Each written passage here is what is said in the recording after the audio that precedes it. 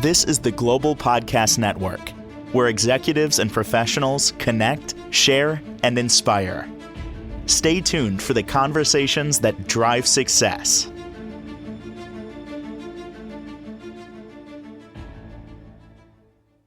And welcome back, everyone. It is one of those things that we don't put a lot of attention on. We take it for granted, but truly it supports us. Literally, and I'm talking about our feet, our ankles. We're going to dig into that today and some of the issues that many of us have and what we can do about those. To help us out with that, we have a very well-respected, state-of-the-art, patient-centered podiatrist joining us today. He's located in San Francisco, and it's so great to have Dr. Mark Coe join us on the program. How are you doing today? I'm doing very well. Thank you very much for having me. Great to have you here. This is one of those things where many of us may have an issue with our feet. Something may crop up, and then we're really not sure. Should I go to the doctor? Should I not? What when you work with patients, what do you say right now the number one thing that people come in for? I have a variety of patients, anywhere from pediatric age, child age, to much older patients. And I have a lot of weekend warriors. That's probably the heart of the kind of patients I see. And a lot of them come in for kind of weekend warrior, sports injury type of problems, or kind of chronic issues that prevent them from being active. And so things like plantar fasciitis, forefoot pain, even ankle sprains, mild trauma, ankle fractures sometimes. So I see quite a bit of pathology. Wow. So for the weekend warrior, and I totally get it. I used to jog, and I have a question about that in a moment, but I used to jog, every once in a while. I'd stay consistent with it. I felt that was good exercise. I would drop some weight fast, all of that. So a couple of months ago, I go jogging for the first time in a long time, and I come back and I'm like, my knee, it's a little discomfort. I didn't stretch, and I'm sure that had a lot to do with it. But when it comes to the weekend warrior and our feet and our ankles, is there anything we can do to plan for that? I.e., the rest of our body we can stretch. You can't really stretch your feet, right? Yeah, you don't technically stretch your feet. The only the only thing that you really should stretch are your muscles. Okay, and there's not a lot of muscles in the feet. They're all kind of external, and they're all in the leg. So the one muscle that is probably the most important muscle to stretch in order to protect your feet are the calf muscles. So if that's one of the secrets actually of my field, which I've learned over the course of practice. But basically, if you keep flexibility in your calf muscle, that can help protect you from a lot of foot pain. Okay. I like to explain to my patients that the foot is like a lever, and the lever is basically tensioned by the calf muscle in the back of your leg. And so the tighter your calf muscle is, the harder your foot works, the more tensioned it is. So, Wow. so stretching out the calf basically allows your foot to kind of not work as hard. Yeah, I never realized that. And I'm sure many weekend warriors, go to the gym and don't even use the calf machine. That's like the last one, the one where you're just doing raises. A lot of times there's a bar on your shoulder and you're just raising up using your calves. Like I think we look at that and say, calves, what do I need to worry about that for? Now I totally makes sense that if you don't have strength built up there, you're going to compensate elsewhere, i.e. in our ankles and our feet, right? Right, right. And furthermore, if you don't have flexibility in the calves, like just the suppleness in the calves, if they're too tight, they're going to cause problems in the feet too. So sometimes strength can actually be a problem in the calf muscles if it's too strong. Because if you look at the legs, the calf muscles are the largest muscles in the lower extremity. And so they can throw all the other muscles that are working out of balance. And so I've primarily focused on calf flexibility. Two other things, I think, if you're talking about the triad of foot health, stretching out the calves, a good sturdy shoe with a very sturdy sole, and also orthotics are something that we do as podiatrists to kind of help keeps people's feet well aligned to the ground. And of course, if your feet are well aligned to the ground, then everything above that stacks properly so that you don't injure other parts of your lower extremity. Do you feel that many of us are off balance in some way, like you say with you know, orthotics, where one foot is not like the other one, and we got to make up for it? Do you feel like a lot of people are unbalanced that way? So generally, we look to be pretty symmetrical beings, right? Left side anatomically looks similar to the right side. But when you actually, upon closer examination, you'll find that usually most people will have a longer leg, a longer foot. One foot might be wider. And beyond just the small anatomical differences, you also get differences in how you use them. So the way that somebody can be right-handed versus left-handed, you could be right-footed versus left-footed as well, Hmm. right? And so all those things add up to kind of you're having problems with one side over the other. And so those are the subtleties that I look for when I examine the patient. When the patient's in front of me, I get to figure out kind of mechanically what's going on, and then I can kind of help explain why certain things are happening and how to address them. We hear this term plantar fasciitis. I don't know if I think I'm saying that right. What exactly is that?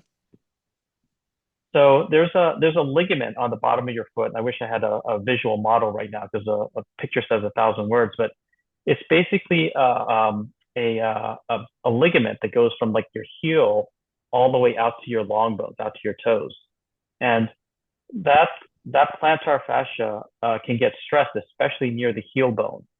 And so anywhere along the heel bone, along the inside part of the arch, pain in that area is often called plantar fasciitis. So it's itis as an inflammation of the plantar fascia. What kind of pain is that? What does it It's feel like? it it usually is a pain that people feel with first steps, like first steps coming out of bed, or after they've exercised and they've sat for a period of time. The first steps can kind of be painful. It can be anywhere from low grade in the background to kind of like I can't even take a step. I'm limping so badly. Um, and there's a variety of treatments for that if you would like to know what they are. I actually would, because I hear this term all the time, and I can't even imagine what you would do if you have that pain based on where it's located. Yeah, it's interesting because I'm actually getting a little bit of this pain myself because I started playing pickleball. Ah, And with court sports and like court shoes are pretty flat, and with the sort of the pounding on the ground and the quick change of directions, that can put a lot of like very pointed stress on the plantar fascia. And so it affects a lot of people trying to get more active. So usually somebody who kind of starts high intensity interval training, hit workouts, they start some sort of new sport, new activity. They decide that they want to start doing steps and so on. Uh, it happens to a lot of people, and so the main treatments are the stretching that I was just talking to you about, and I try to get people to stretch right after exercise.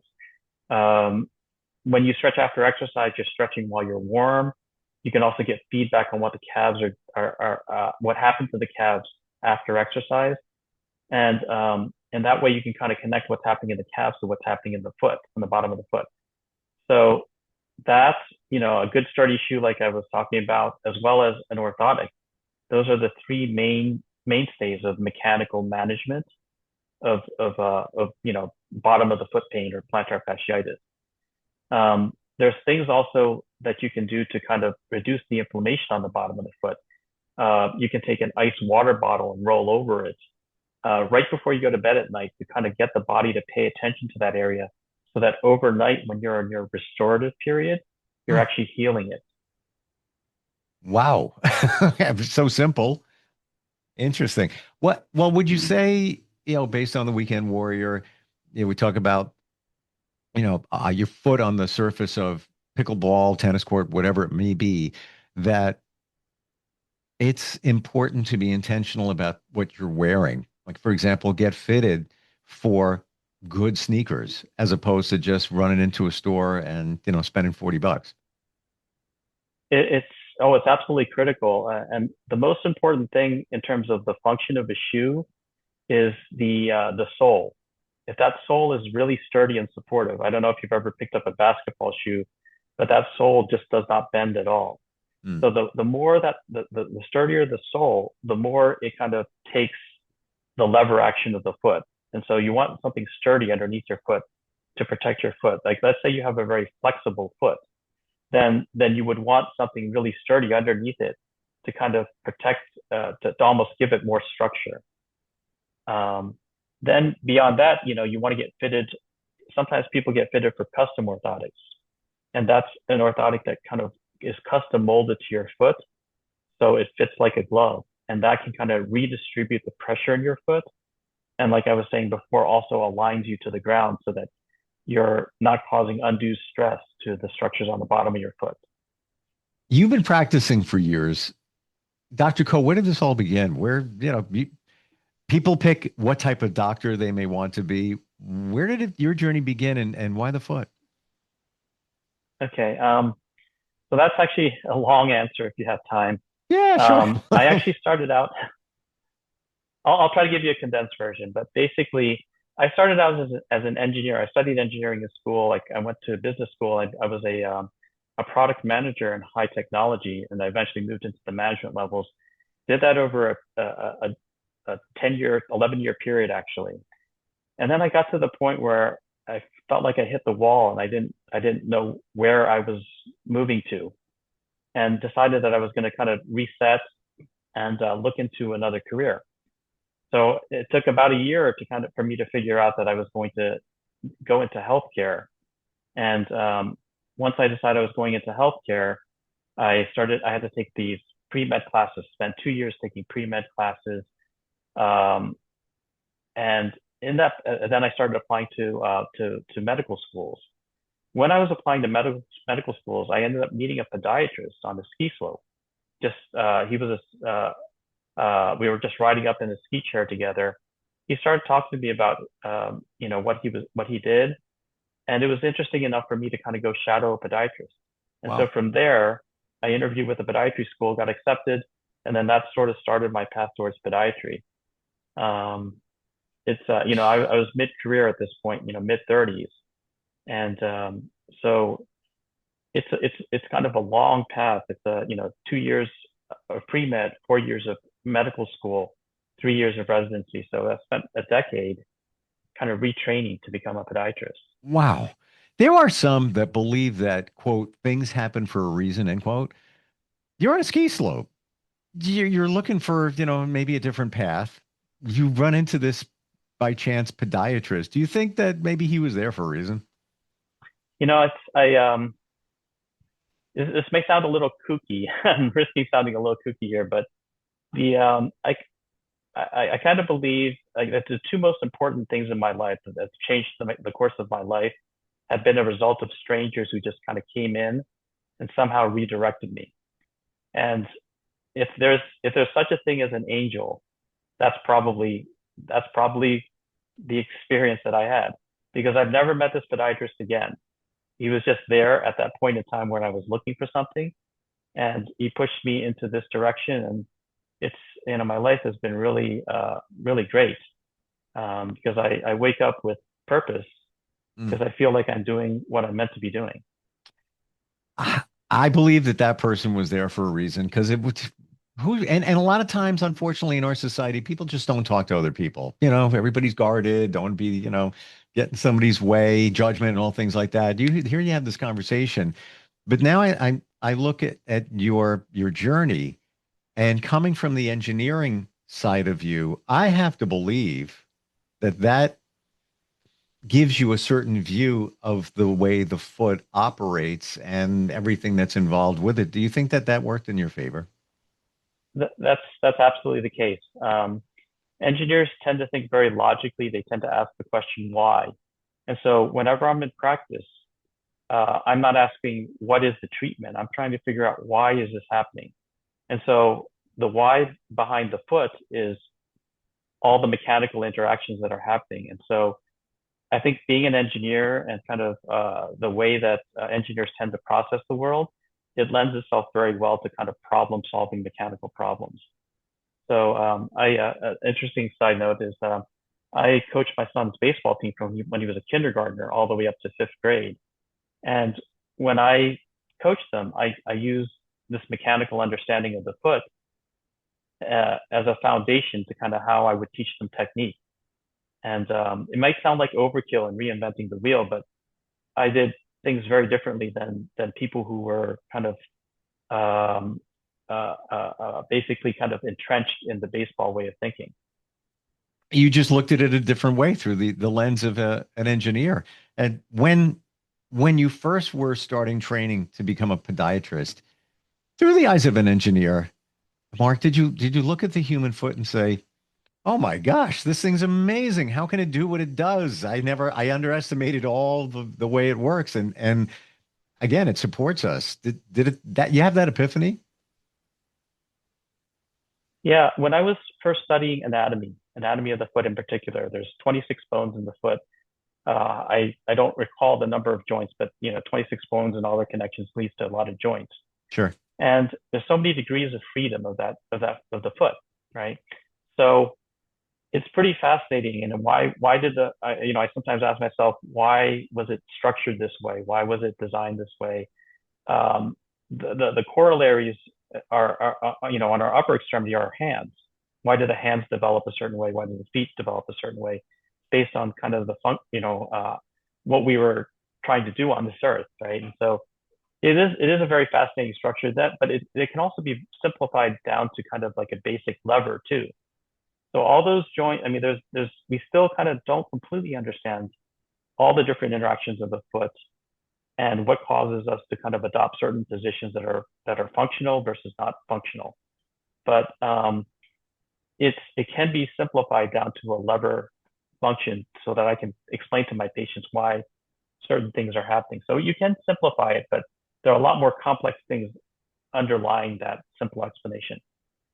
So let's talk about something that challenges many of us, a lot of women, and that is the bunion. What can you tell us? What causes them, and what can you do? So a lot of times people are predisposed to that quote unquote deformity. Okay. So one of their parents probably had that foot type. So I tell my patients that, the reason your foot is this way is not your fault. It's, your parents' fault and the parents and their parents' fault and so on. So sometimes it's in your genes. Okay. So part of it is just genetic. The other piece of it is environmental, like what kind of stresses, what kind of mechanical stresses do you put into your foot? And there's things like, if for women, like if they're wearing heels, not that heels cause bunions, it just kind of will exploit that predisposition. So I'm going to just show you kind of a picture says 1,000 words, right? Okay, so in our foot, we have a big toe that basically is fixed to the ground. It doesn't become opposable like this, right? Now for bunions specifically, when the joint back here, I'm going to move this joint around here. When the joint back here is looser, it's almost like it's kind of moving towards opposability. And so when that joint is loose, that's when people get predisposed to bunion deformity. Because when that joint gets loose, that long bone pushes up, and then all of a sudden it kind of splays the foot or widens the foot out. Wow. Yeah. Based on what you're And so, saying, you have a tight calf. Go ahead. I didn't mean to cut you off. I was just going to say, it sounds like you're not going to develop a bunion. You already had the beginnings of it, the shoes and lifestyle. It's just going to exasperate what was already there. Is that always the case, or can you just develop a bunion? I mean, I think you can also just develop a bunion, but there's two different, maybe opposing problems that can happen in that big toe joint. One is kind of like if you have hyperflexibility, that becomes a bunion. If you have more rigidity, then it becomes a stiff big toe joint. And so those things are kind of inherited. So I would say that a lot of it is kind of your genetic inheritance, your genetic predisposition. And then how it unmasks in real life is based on what kind of things you do to it, So what kind of activities you do. right. Well, you go dancing, you don't wear the best fitting shoes, or you want to wear high heels. I would imagine it's just going to continually make it worse over time and probably require surgery at some point when you get to that point. Um, Final question. We're just about out of time, but this is so huge for many of us. The dreaded wart. Like, what are your thoughts? What is the remedy? Um, a lot of times we buy that stuff that freezes it, but it takes months for it to go away. Wart develops. What do we do?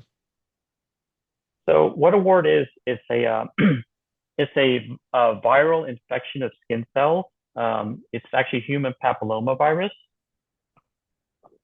So Ah, the way you get warts, I get so many kids from this one particular swim school that basically when they step on like a sloughed off skin cell that is infected with that virus, it kind of pushes into the skin, and that's how they develop it. So walking around public places where other people have stepped, especially kind of where there's moist surfaces where the skin can stay alive longer, that's where people tend to get infections, warts like that. It could be locker rooms, it could be like even hotel rooms, but like showers and pool decks, that's where you tend to get warts. So really the only way a virus effectively gets into the nucleus of the cell, makes copies of the cell, kills that original cell, and goes off and spreads to other cells deeper and deeper into the skin. So once you start seeing the signs of a wart, you want to get in and see somebody as soon as possible.